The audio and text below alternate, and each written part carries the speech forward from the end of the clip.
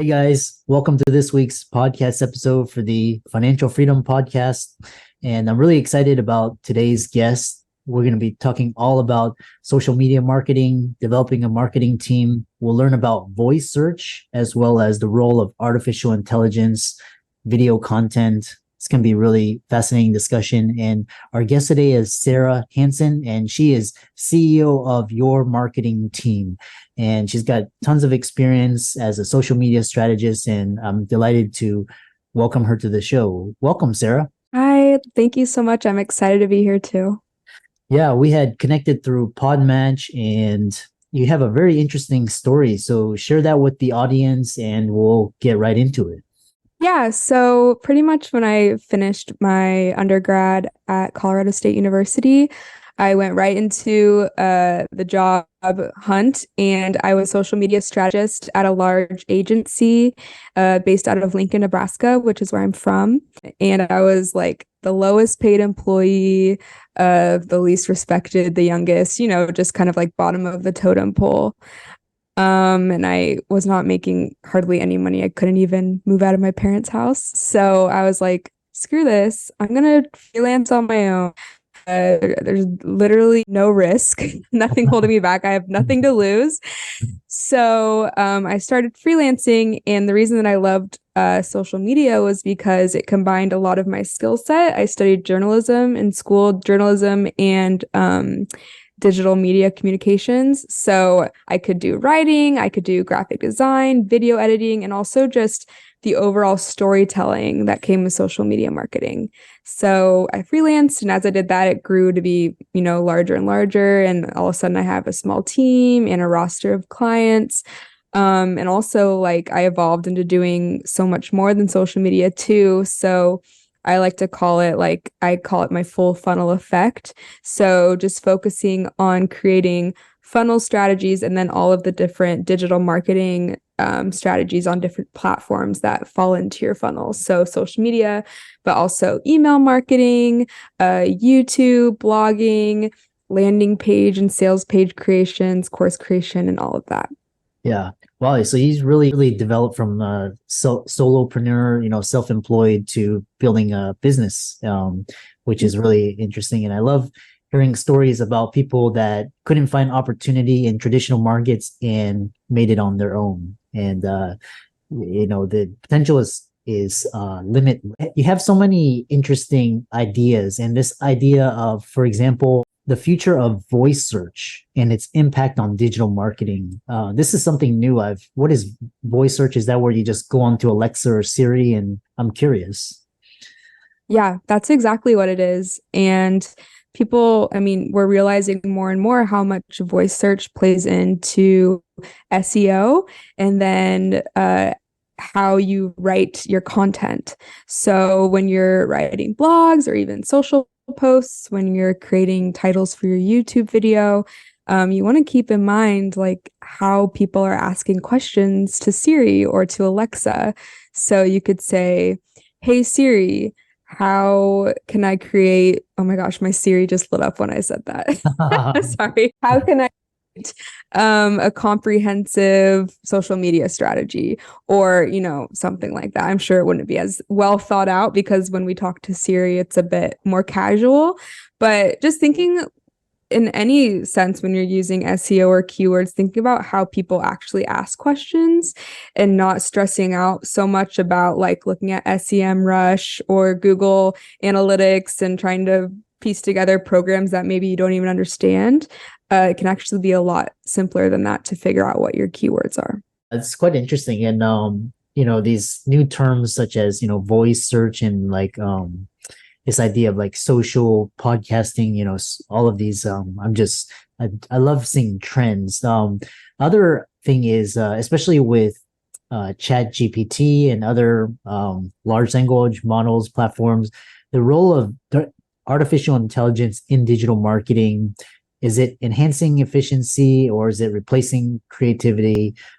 Is it going to replace jobs, go rogue? What are you seeing?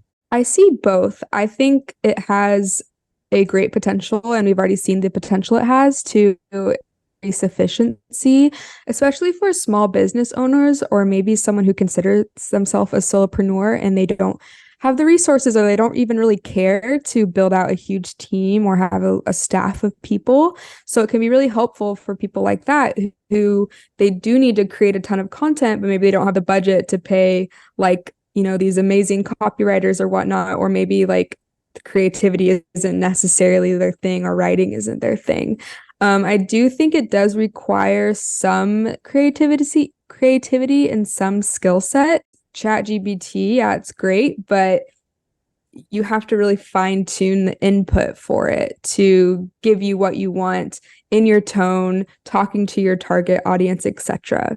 So one tool that I like to use that I use like almost every day, it's called Jasper, and I really like it because it has tons of pre-made out templates for different marketing assets like blogs, social media, etc.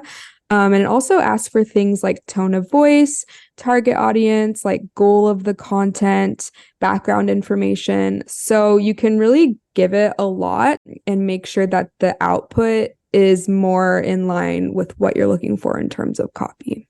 Yeah, and it's so interesting because this year I've really focused on using AI technologies and platforms, and last year I had a blog editor, a video editor, all of these things, and all of I can use with software now, AI software, which is really it's more efficient. And the other question is this: what are some emerging trends or technologies that digital marketers should pay attention to? I know we talked about ChatGPT and others, but what else is there? I would say really anything that has to do with video and video editing. I don't really have a specific, I guess, tool in mind, but I just see in the digital marketing space more and more. We've seen it for years, like 5 years, but video is becoming more and more important. And also having, sharp cuts with your video, the style of your video. So really paying attention to what kind of formatting trends are happening on different platforms in your video is going to be important. Also, we know that humans have like an attention span of a goldfish. So I like to ask people to focus on creating snackable content or content that's just like a bite of something. Especially if you're an expert in your industry or your field, you are always going to think you're not giving enough or that what you're talking about is just common knowledge. Like if you give a list of 5 things in a video, honestly, the first tip you give is probably enough. You can really take a small amount of information and expand it over lots and lots of content. But also like by doing that, like have shorter video links and be sure to serve snackable content that's also really valuable to people.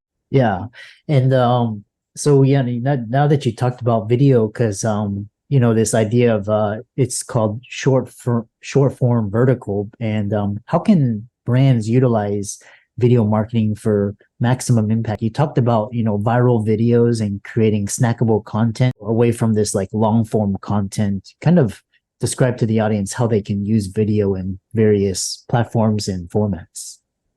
Yeah, the good news is that a lot of the short form vertical video content is like the same format across multiple platforms. So on Instagram, TikTok, and YouTube Shorts, the dimensions are the same, the length of the videos like that perform the best are the same. So I advise all of my clients repurpose your content. We are all really busy, especially if you're a solopreneur, you're working with a small team. We're all really busy doing a lot of other things besides making TikTok dances during the day. So if you can just, batch create a bunch of short form videos during one day, make sure you get them nicely edited, whether you outsource that or you edit them yourself. But then you can repurpose those videos to multiple platforms, and still get a lot of reach in a lot of different places. So I would say batch create your content and repurpose your content wherever you see it fit. Yeah, and with this idea of short form content with with TikTok, which is your preferred platform? Is it TikTok? Is it Instagram Reels, Facebook Reels, YouTube Shorts? Which platforms are good for what purposes? So I would say for personal brands, and okay, so let's start with the top of the funnel. So if you're just trying to get some brand awareness, get your personal brand out there, then TikTok is great for that because the reach potential to new audiences, as well as the algorithm pushing videos to people around topics and subjects they're interested in, there's more potential to reach people and reach more people that are in your ideal audience. So I love TikTok for that and just pushing out education. Like I said, quick, snackable tips, tricks, and advice.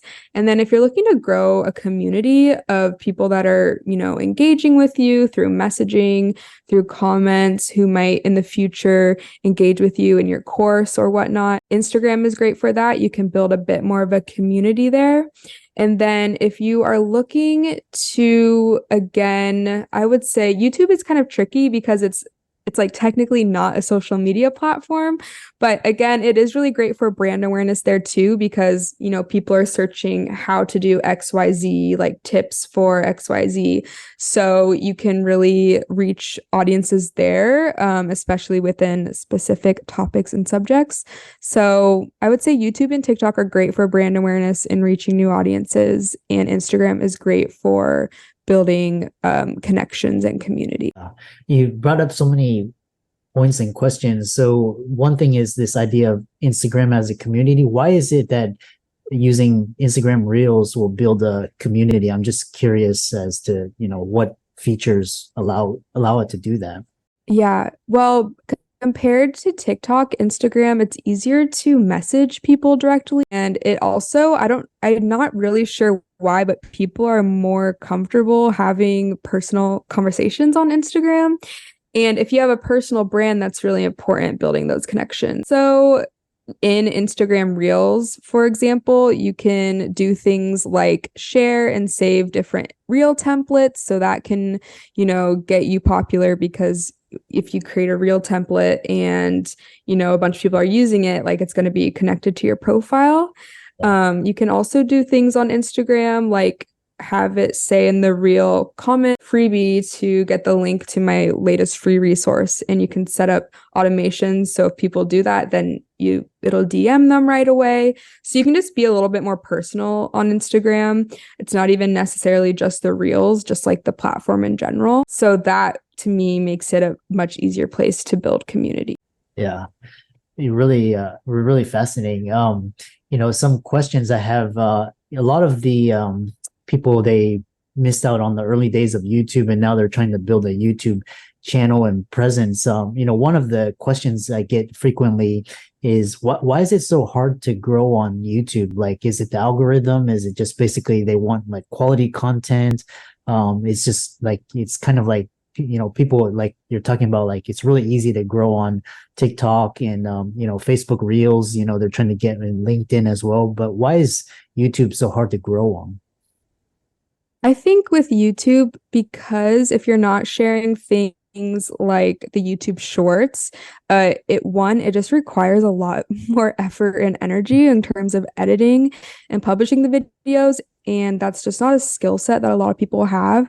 And people, when they watch YouTube, they're consuming so much content that they can notice when a video is not as, like, the editing is not as good quality as other videos they're seeing. So I think that's like a major hurdle for a lot of creators that are trying to be on YouTube. And also, like I said, the video form is usually longer. I think like consistency can be a problem with people. Like if you're going to show up on YouTube, you need to be consistent to your schedule. And then I think there's also a learning curve with the like search optimization for YouTube, like what to put in your titles, what to put in your thumbnail, what to put in the description. And I think just overall with the editing, with the optimization, with the consistency, there's just like a really big learning curve for people on that platform. Sounds like YouTube is more of a platform, just like YouTube is kind of one of my more long-term strategic bets, based, because it's just so hard to grow, and it's just kind of like it's not as easy as, for example, Instagram or TikTok, Twitter as well. LinkedIn is really pushing out creators and trying to, which brings us to this idea of this asymmetry where basically the uncharted land, it's like the land of attention. YouTube and kind of these they're already saturated. So what kind of platforms, we talked about short form, but what platforms are good for this emerging area where just attention, basically you can capture a lot of attention, grow your brand presence, etc. I would say even though TikTok is more saturated than a few years ago, there's still like a higher potential for new reach there and for growth. And so I would say definitely still try out TikTok if you have the bandwidth and the capacity to create video content. Platforms that have been new this year that I think are great are Lemon 8. It's a bit more of a lifestyle platform, so it's not a great fit for everyone. And then I also see a lot of success with personal LinkedIn pages for my clients. The reason being because with the algorithm, a post lives for much longer than a post on Instagram. So you've probably seen, if you're active on LinkedIn, you've probably seen like if you post something and it's like, get some pretty good engagement, you'll see engagement on that post for a week, for even 2 weeks, whereas that doesn't really happen on Instagram or on Facebook or anything like that. So if you use your personal LinkedIn strategically, you can have a lead campaign going in the background just where you're making connections with people that fit in your ideal audience or are industry adjacent. So I see a lot of great opportunity on LinkedIn with my clients, and I think it could be a great place for your network too. Yeah, it was interesting because Instagram during the pandemic was one of my fastest growing, and then basically they'd made a couple algorithmic changes, and but then LinkedIn was like, just the growth was astonishing. Just they were trying to again like capture that attention and help creators grow. TikTok as well, and it's almost like you have to be strategic. The other question I get from clients is TikTok, they can't dance, or they're not pretty, or things like that. So how can you use TikTok for those if you don't fit into those categories? Yeah, honestly, I just actually talked with someone before this who got a lot of attention on TikTok, and she just literally would sit on her phone and talk to it, a few tips, and post it. Like that's it. And she would just put like a title for what she's talking about, maybe some subtitles and a caption. And she took off on the platform. So like you don't have to be dancing, you don't have to be cheesy or like obnoxious, you don't have to be a beauty queen. Like people on TikTok, like they're just scrolling and they just want to hear information that they're interested in. Like that's why I say you can repurpose content to a lot of places, because content that's so basic like that, like it's not specific to TikTok trends and it does really well in there, but it also would perform well on Instagram and on YouTube Short. Like it's a win for everyone in that sense. Yeah, it's so funny because I know one of my colleagues, he blew up on Twitter, but basically for like a whole year straight, he basically found similar posts and he basically posts the same comment like 20 times a day for the whole year to similar posts, and basically his Twitter account blew up. And like just basically I know another friend on Instagram, he was basically doing what you were talking about, just basically every day posting like just like his face and just 15-second blurbs, and for a year it didn't do anything, but then like this year he's like up to 20K followers, so it's just interesting. Really, like any sort of organic marketing platform, like social media platform, it's just a marathon, not a sprint. And what matters more is to just be consistent. And it's really frustrating because we want instant gratification and we want to see like some sort of benefit for all the work that we put into posting. But I promise you, if you just stay consistent, and that's also what I've been talking about recently, consistency is so much more important than frequency. So if you can commit to doing 2 really good posts a week, 2 videos a week, whatever that is, but you can do it week after week, do that and you will see more results over time than if you go hard for like a week or two creating content and then you burn out or you run out of time or you go on vacation and it's not sustainable for you. So being consistent on any platform is always going to be a good strategy. Yeah, I love that. Consistency versus frequency. Just get it out there, be good enough. One last question before we end is this area of lives, like which there's Instagram lives, there's Facebook lives, I think there's YouTube lives. LinkedIn has a live feature as well. Which ones are good for what purposes? Or TikTok lives as well? Yeah, so I would say wherever you have the largest or most engaged audience, that's the best place to go live because they all really give the same purpose. For one thing, when you go live, everyone in your network gets a notification that you're going live. And that doesn't happen like when you just post a regular post. So it's kind of just a nice boost there with visibility, but also it's an opportunity to share your thought leadership in a longer format because your lives are usually longer than a few seconds. Or if you interview someone, like some people do like live podcasts on Facebook or LinkedIn. I would say collaborating with someone over live is a really good idea because it's an opportunity to cross promote each other's platforms and cross each other's audiences. So that's a really great way to grow organically is, having some collaborators that you go live with on whichever platform you choose, because like their followers will tune in and then they might be more interested in what you're doing and want to follow you. So just wherever you have the most engagement, I would say go live there. Yeah. And should people be doing it once a week, as often as possible? What kind is like the best, like 10-15 minutes? Curious. Yeah, frequency, I would say the same, like whatever you can commit to like the most. So if you can go live once a month and you can commit to that, start with that. If you can do once a week, that's great too. In terms of length, I would say, it depends what you're doing too, because if someone does a live podcast and people are expecting it to be longer, then like you could talk for 30 minutes or so. But if you're just going live to talk about a random topic, I would say 10 minutes. Like people are going to drop out after that because they don't really know like how much longer you're going to go. You're not having a discussion with someone, so the content is not going to be as valuable to them. And what's better, live video or live audio? Because now we have Twitter Spaces. There was Clubhouse. I'm not on Clubhouse that much anymore, but that was like the hype, 3 years ago. What's better? Yeah, I would say live video. People want to see your faces.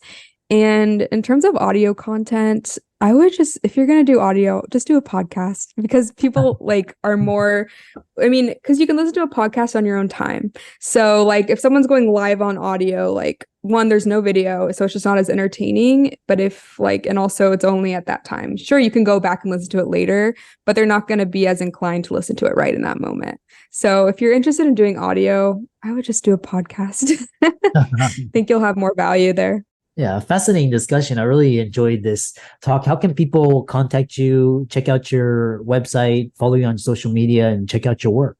So we just launched our new website a few weeks ago. So it's www. And then I'm most active on Instagram. So the Instagram is just at your MK team. So that's where you can find me. On my website, there's a freebie. I created a free strategy guide for mapping out your entire funnel. And there's 12 different adjacent marketing strategies, and there's a tutorial video for everything in the guide. So there's a lot of value packed in there, and you can find it on my website. Yeah, awesome. And for all the audience out there, let's thank Sarah for coming onto the show, dropping so much knowledge and alpha, talking about different strategies, platforms, formats, and all of her resources will be in the links and show notes. And thanks so much for coming onto the podcast. Thank you so much. This has been great. That was good. Good. I followed you on all your socials. I'll leave a 5-star review for you on Podmat. Your episode should be in the next few days or so. Okay, cool. Yeah, I'll do all the same for you. And yeah, if you need any follow-up info from me, let me know and I'll be happy to give it to you. Excellent. Well, enjoy the rest of your Okay. day and thanks so much for collaborating. Yeah, thank you. Have a good day. Bye.